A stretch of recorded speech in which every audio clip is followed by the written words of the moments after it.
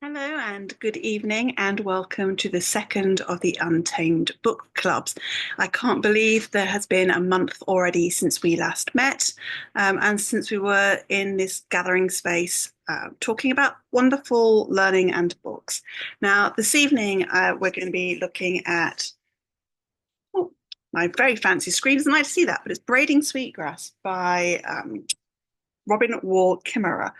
And I just want to say before we start on this that one of the things that I've done since moving to the United States is to go back to college to uh, explore and study Indigenous culture and ethnic studies. And it's given me a real humbling insight into some of the experiences and history of Indigenous Native Americans. With that in mind, I want to say, and I wrote this down because I kind of want to be really mindful about it, that I want to assert that I am very aware that I am a white European woman coming to this book, and it is in a spirit of listening and learning, and of hearing cultural knowledge from a different culture. Now, in light of that, the book club this evening and the topics of discussion that we're going to have are going to be more a case of the universal messages about connection with nature, sustainability, motherhood. And I won't be commenting and analysing so much on the Native Indigenous experience and history because it's simply not my place to, not when Robert Kimmerer does such an amazing job herself. So those are her stories, those are her history, and it's such an intimate memoir that I think it's really important that we just acknowledge the fact that that's the voice you should be listening to. And although we're here gathered to discuss the inspiration and learning and messages that this book conveys to us, there is definitely a sacred relationship between the reader and Robin Kimmerer herself, as she goes on to share with us very intimate stories about her upbringing and about the various peoples and groups that she met with and has shared their stories with. So, on that note, as we're going to focus on the lessons so generously given to us by Robin and explore ideas of value systems, because for many people in our community, I have heard the similar thing about how fundamentally life changing this book was in terms of how we view our relationship with nature and place in the world. Now, this is our second book club, and I'm hoping some people will turn up in the next sort of 5, 10 minutes because I know it's very busy on a Thursday night. But quite honestly, I'm in the stage where I'm just building it in the hope people come. So it may be that it's just me and you again, and that's fine. And I put this on record so that you can actually have a look at this in your own leisure too. But I would ideally love to get to a stage with the Untamed Book Club where we have a group of people in here who have read the book and have been inspired and have questions and want to discuss and explore in the framework of our kind of earth-based spirituality and our preparation for forging out a new way in a very complicated world. So, Braiding Sweetgrass provides a series of lessons for us. And what I love about this book is that the way that it's organized is that it's non-linear, which means that it can be read in various sections or chapters. So it's a book that kind of invites you to take time over reading. You know, often when you get involved in a novel, you're kind of rushing through to get to the plot, the action points. The organization of this into these non-linear chapters sort of almost provides like you could take a whole year to read this by just reading one section at a time or one lesson at a time and then really absorbing it and thinking about it. So the book, as we know, is a mixture of memoir and ecology and philosophy and really very beautifully written poetic essays, the tenderness of which she writes about some of her personal history is really very moving. And not only is the gravitas of her lessons inspiring, but the beautiful way that she paints these ideas with words. So for me, as somebody who has really spent the last 5 years deconstructing from a lot of the material and commodification of life, there's a lot in this book that although we're from completely separate cultures, I feel there's a synergy of understanding. And I think that that's one of the beautiful things that Robin teaches us, is that nature as a global prevalence means that we all have an opportunity to connect with it, and we are all part of a living ecosystem. And when we start to see ourselves as a part of a living ecosystem, it completely reframes how we see the world.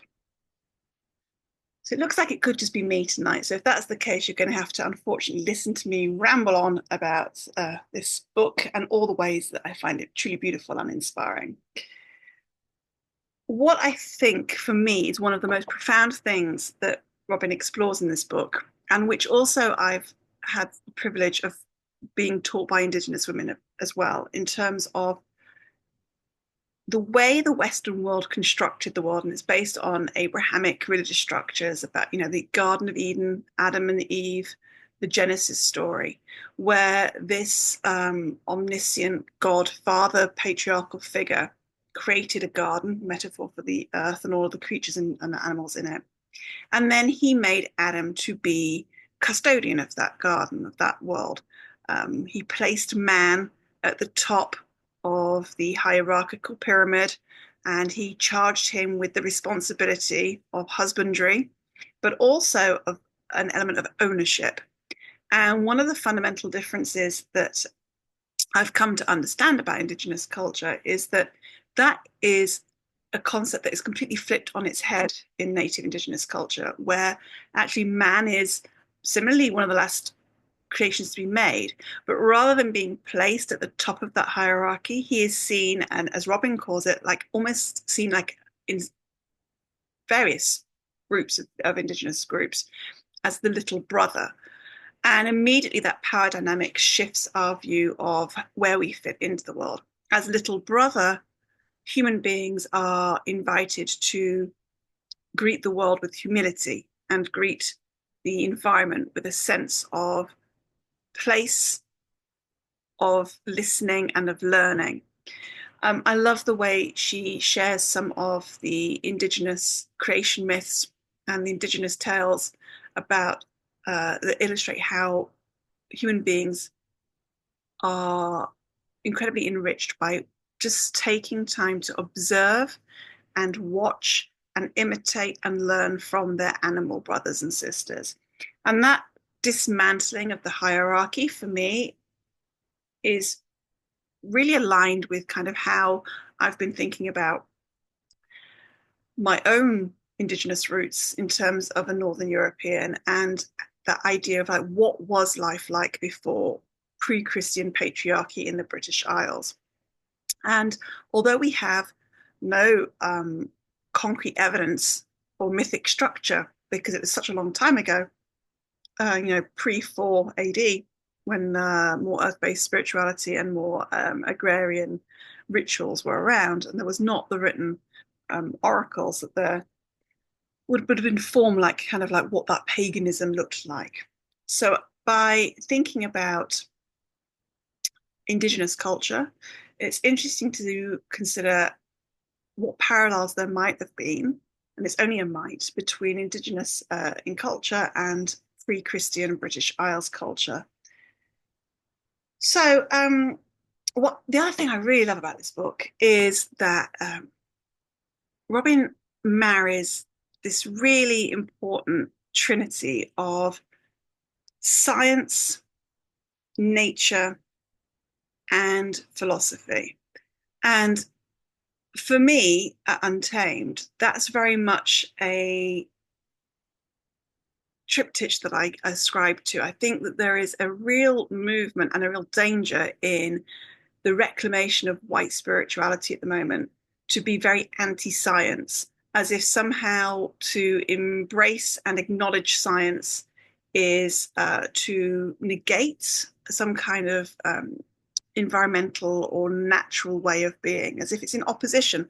And what I love about Braiding Sweetgrass is that she shows us very clearly that, again, it's our construct of science, not science itself, that seems to put the separation in place.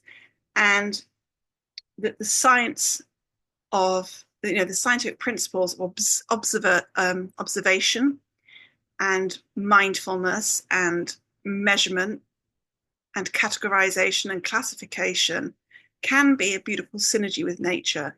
And it kind of ties back to the idea we talked about earlier about how little brother was taught to observe the nature and animals around them and to learn from that and then to replicate. Now, a lot of those that are people that are involved in the scientific method understand that, observation, replication are kind of core concepts of the scientific thought process. So I really like the fact that in a time when there is an anti-scientific movement running alongside this more earth-based spirituality, that Robin Kimmerer shows us a real way of marrying those two things together without compromise. I think her role as a botanist is the perfect example of where science, obviously, and nature mix. So one of the questions that I would really be asking here is, if we were a part of a group, one of the questions I'd be asking is, in which ways do you stop to observe nature, and in which ways do you take lessons from nature? Is that a conscious thing that you do, or is it something that's emergingly conscious for you?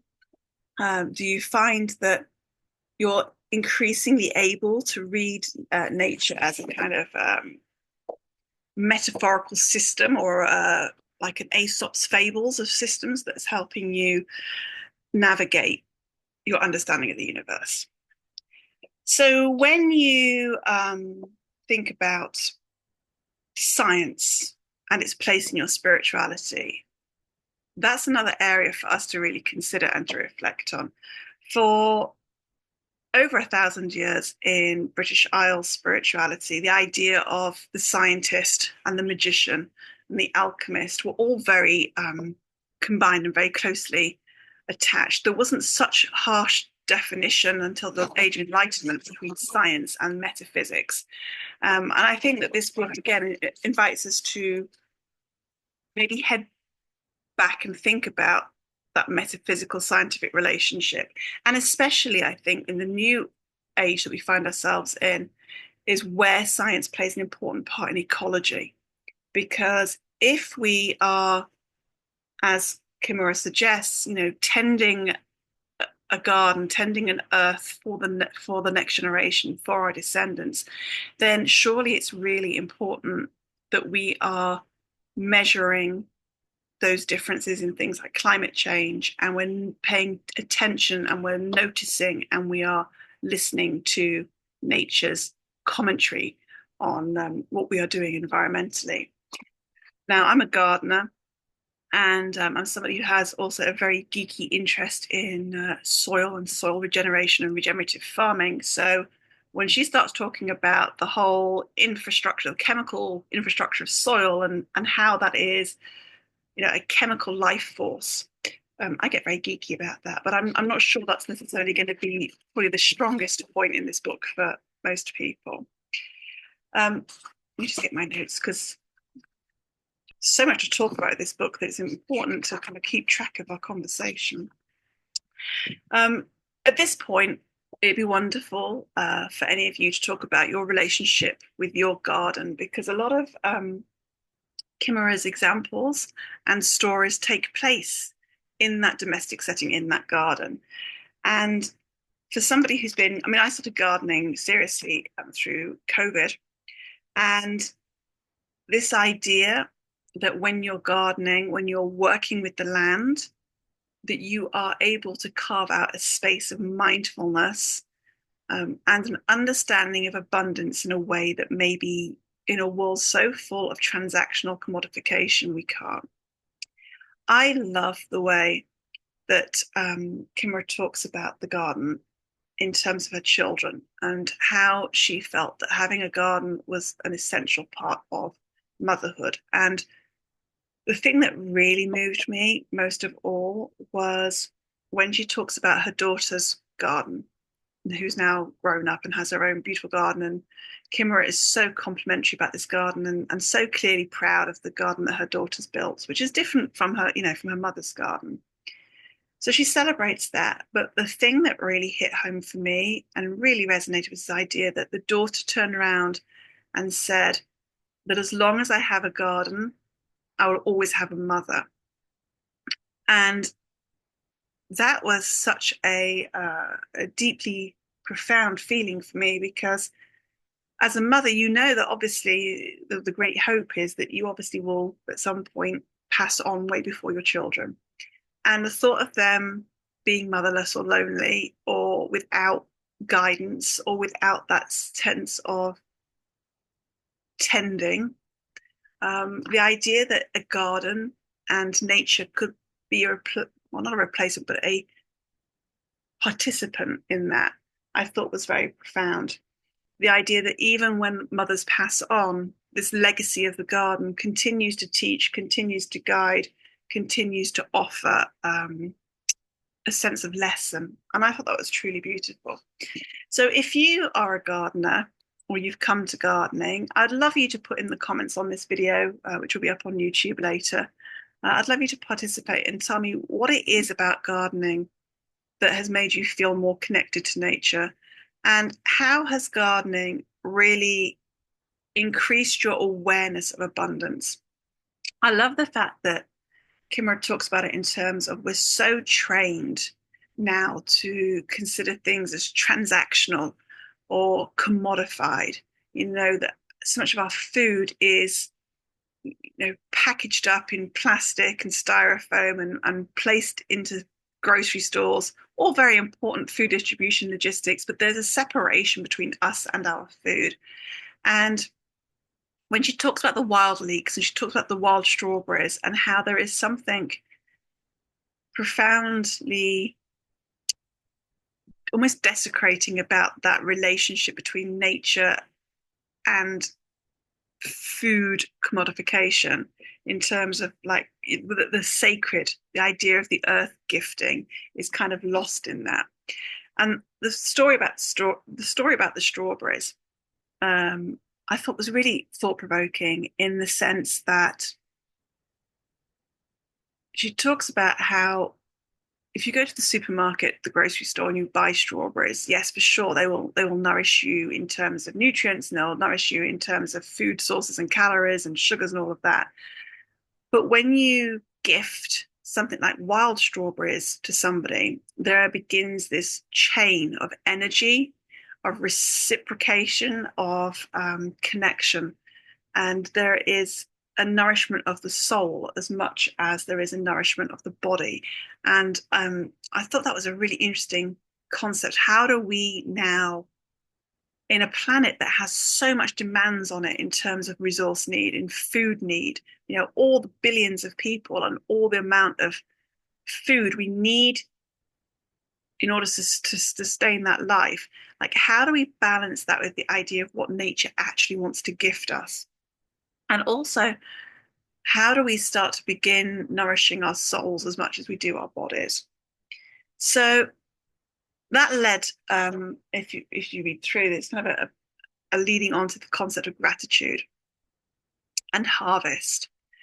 And when I read Kimura, although she's talking about the physical harvest of natural plants and botany and herbalism, I can't help but consider the fact that this is a much broader metaphor for how we have commodified nearly every aspect of our life.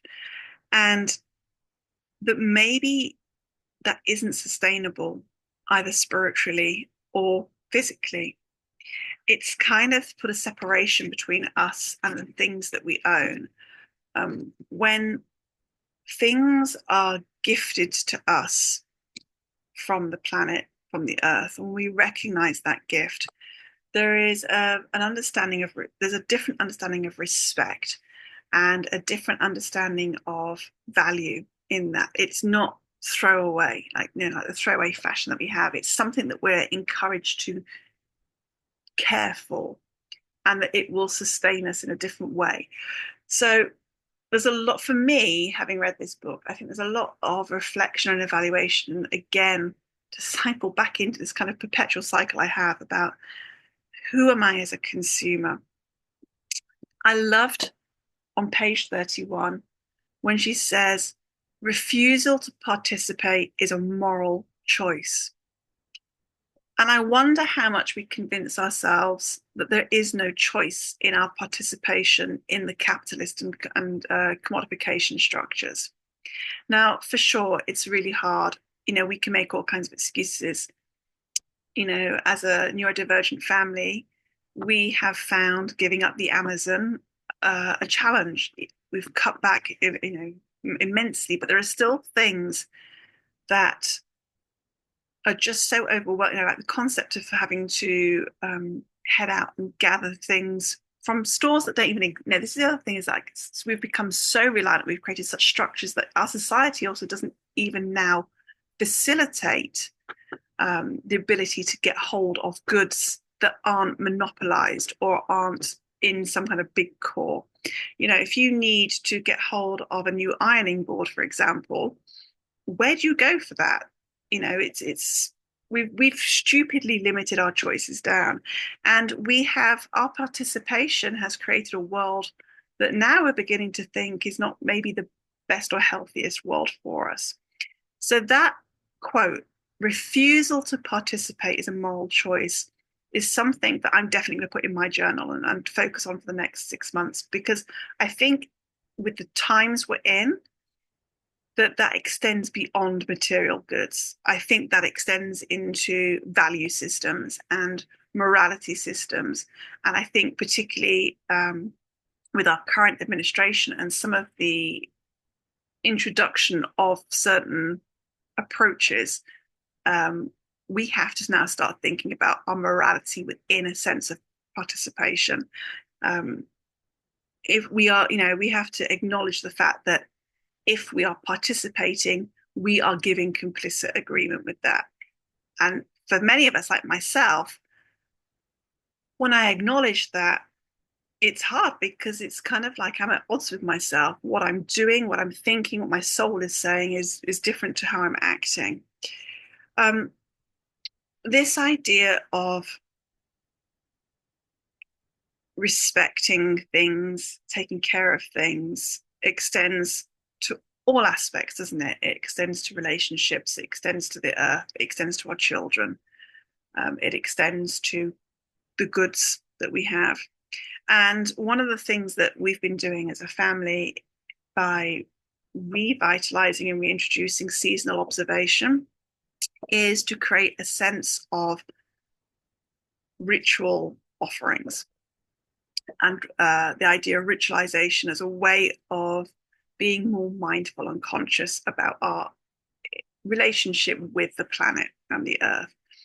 So the idea of offerings is something that I think is really accessible to a lot of people starting on their deconstruction path, starting on the earth-based spirituality. An offering can be something very humble, but it's gifted with the consciousness of reciprocation rather than just taking from the earth.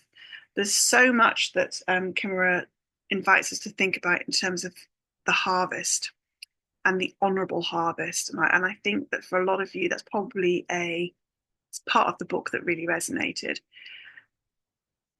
I would love to know in the comments below, how are you working with the idea of ritualized offerings?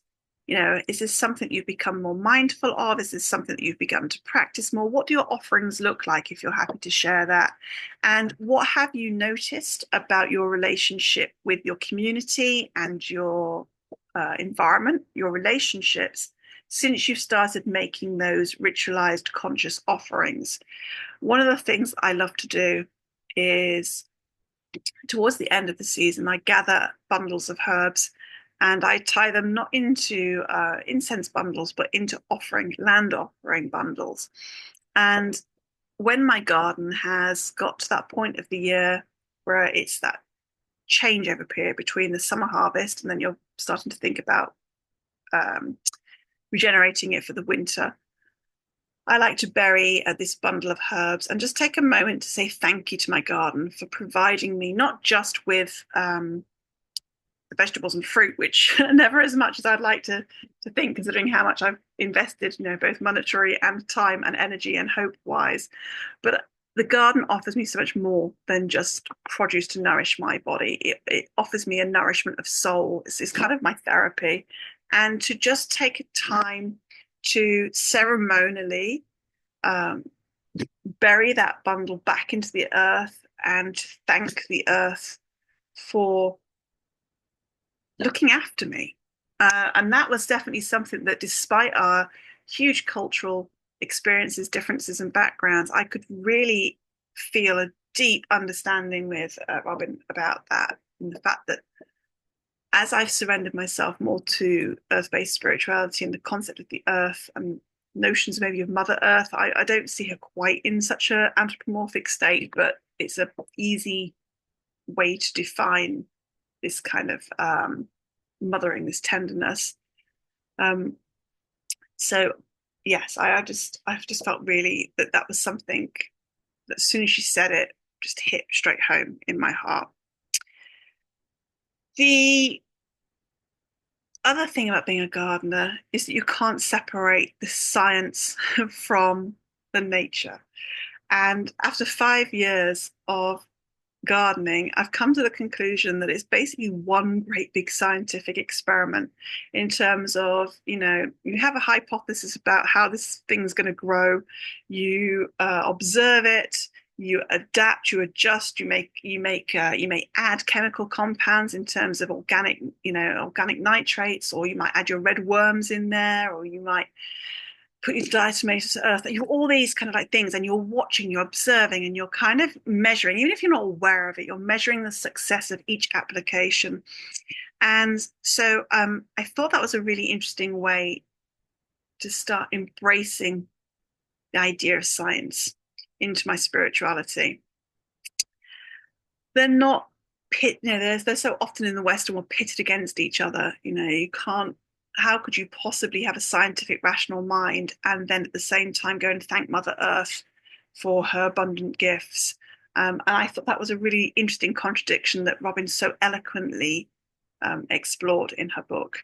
That there is space for both. There is space for understanding that all of that is part of one kind of cosmic experience. The curiosity that comes with scientific inquiry reminds me back again to this idea of the little brother always watching, curious, fascinated, wants to work out work out the way things are. So the other thing about the nature is the idea that it gives us space and time to meditate without distraction. We're such a productivity driven world, aren't we? And for some reason, gardening is this wonderful mix where you feel like you're being productive, but actually secretly you're kind of having time for yourself as well. Slowing down, observing, listening, meditating, learning. These are all things that once we sort of give ourselves more time in nature, we start to do naturally. When she talks about the idea that mothering and how she shows her love is connected to nature, this was something that really I felt a personal connection with, because by embracing more of our seasonal observations, by creating more family rituals, family traditions, those are really deep ways that I demonstrate my love for my children and for my family. And the baking of the summer solstice bread and the presenting of it, and the kids like laughing about the quirky face on him, and the fact that we have the same meal and they're excited to have the same meal because it's a ritual and it's familiar and it makes them feel connected to home. And my eldest is now heading up for 18, and that is taking me by surprise, the way that I'm feeling about that.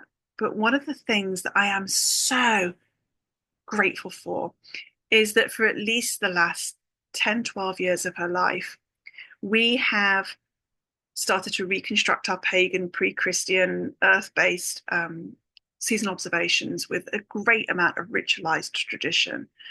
And they are traditions that she holds so dear and have really framed her childhood experience and have helped her gain an understanding in a world that's so technically, technology driven, an understanding of the old ways, as we like to jokingly call them, um, and knowing that she's going to be going off and carrying that with her means that no matter how old she gets, or no matter how um, distant in terms of her life geographically, she might end up working abroad or whatever.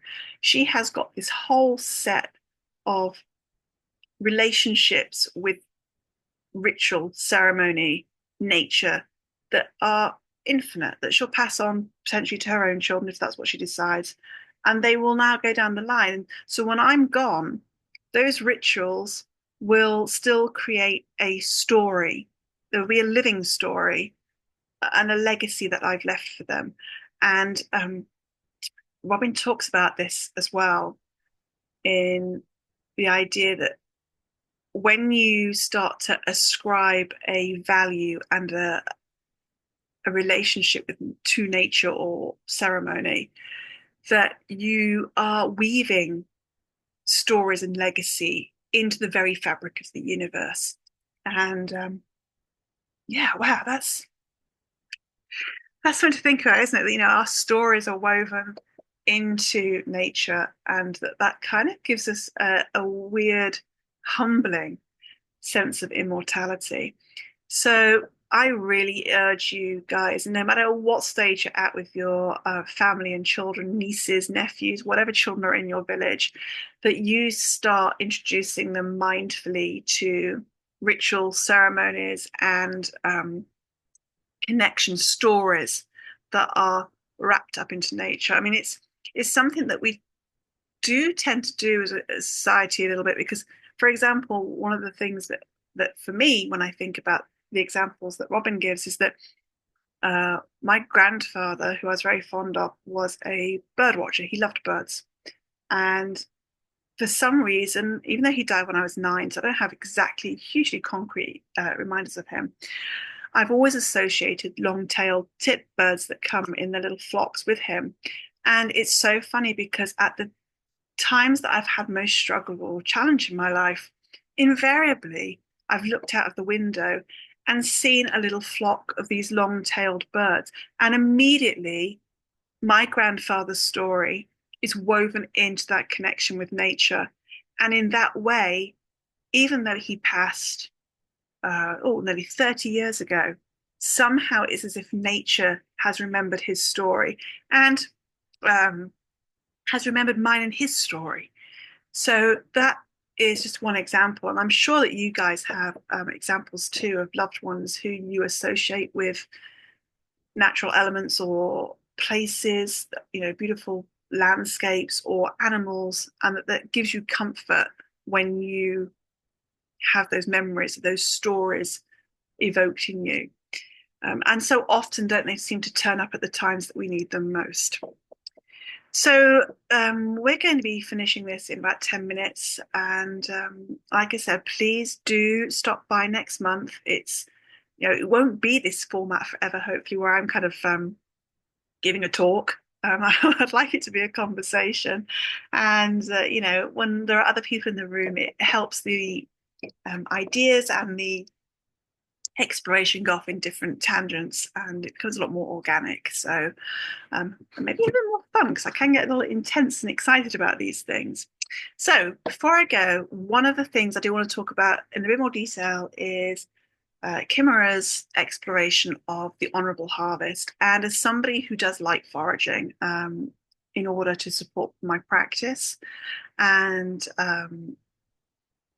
who also uses foraging as part of her spiritual practice for others, for clients, there are so many important ethics around what we take from the earth and what gifts we receive and what thanks and gratitude that we give for that abundance. I don't know why some human beings have this drive to take to the point of annihilation, to utter destruction. it's too simple to call it greed. I think it's based in a huge amount of trauma, of resource scarcity, of all kinds of very complex psychology. But I know for me that it's so important for us to stop and be mindful of us taking an honorable harvest, not just when it comes to like physical things in nature, but in relationships, in community. Um, you know, the idea that you walk past the first plant in order to make sure that there are plenty of others that can support your harvesting of that, I think is an incredibly important message that Robin gives us. We mustn't be in such a haste to take and to consume and to feel entitlement to something. It's important we take stock and just really assess whether or not the earth can at that point gift us that. Because that's her way of communicating consent, isn't it? Effectively, if there is not enough of it, that is your sign that you should not be taking it. Um, the idea as well that you be mindful that when you do take, you leave enough strength in the plant, the person, the community, for it to thrive and grow. And in some cases, I know, it particularly with the woody herbs, the act of harvesting it is actually of benefit to the plant too. It strengthens it. I'm thinking, like, for example, like garden sage, salvia, not white sage, but salvia, garden, that European sage. That and it can start to get quite stringy, and it can kind of get quite loose and baggy, and it starts to diminish in its nutrients as it goes down the stem. And so actually cutting that back and harvesting, you'll see that within a few weeks, it brings life and energy and strength back to the plant. So I think when we're talking about the honorable harvest, from a gardener's point of view, I can see where the indigenous message comes through too. That your harvesting should always be mindful of taking just enough for what you need, and with a mind that you are, wherever possible, contributing to that ecosystem in return. I live in Southern California, so actually, foraging and harvesting is something that's very important for the maintenance of wildfire management. And that is something that we've kind of got a bit confused about, because obviously, things like national parks and state parks, rightly so, have lots of limitations on gathering, foraging, taking things from the natural environment. But at the same time, there has to be an acknowledgement that human beings participating morally, ethically, and conscientiously with a gifting, harvesting, foraging relationship actually helps keep ecosystems in check.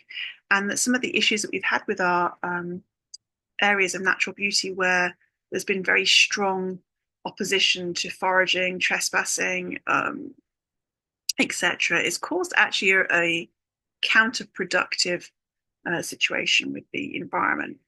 But that all comes down to sustainability and understanding the concept of value and weight of things. So we're going at the end of this. So I've spoken a lot. The idea would be normally that I will not chatter on so much, that you guys will come in and participate and contribute, and I can't wait till we get to that point. I'm very excited about that. I feel at the minute a little bit like Sheldon and his Fun with Flags blog. That's all right, because he's a hero of mine, and I think that there's no shame in just putting yourself out there and continuing to build something that has meaning. And I hope that some of you get round to watching this in the next newsletter, or that you stumble across me on YouTube. So yes, please do, in the comments, drop down the lessons that you've taken away from Robin Kimmerer, the areas of development that she's kind of promoted in you, maybe some of the shadow and journal work that this book might have inspired. Contribute about the idea of ceremonies, and rich on how that's becoming a way for you to, a way for you to acknowledge, and also maybe the idea of how you're incorporating that into your family story and legacy. So that's it from me from the Untamed Book Club for June. I'm hoping this is recorded okay. And I really hope to see you next month. We are going to be looking at sacred actions. And I should have the book here so I can tell you who it's by, but unfortunately I don't. So you'll have to keep up with the website. And you can find the link for next month's on the website. But the best way to start really interacting and becoming part of this community to feel confident enough to come to the book club is to sign up for my monthly newsletter. And my monthly newsletter is stacked full of folklore and recipes and book reviews and a beautiful illustrated monthly guide to make your life more magical. And it has all kinds of self-growth development and all good things in it. So that's it. That's me for tonight. And I will see you all next month. And in the meantime, get out there and start listening to those lessons that nature has to offer us. Take care, everybody. Bye-bye.